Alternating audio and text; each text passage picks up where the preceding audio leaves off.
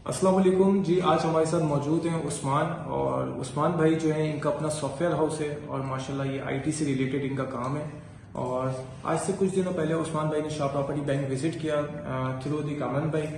और उसके बाद जो है इकबाल भाई ने तमाम डिटेल्स गाइड की और जो मास्टर प्लान है LERP लियारी एक्सप्रेसवे रीसेटअप प्रोजेक्ट जो कि फेडरल गवर्नमेंट का प्रोजेक्ट है, वो तमाम डिटेल्स गाइड की, फिर इनको विजिट करवाया।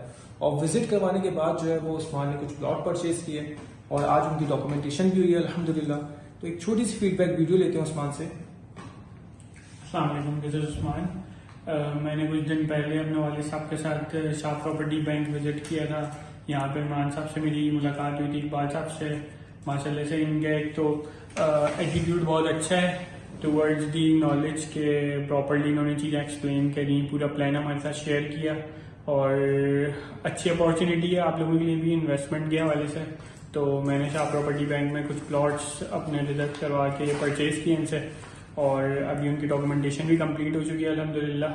तो मैं आप लोगों को भी ये सजेस्ट करूँगा कि आप आएँ, यहाँ पे विजिट करें और get the best chance to invest in Shah property bank.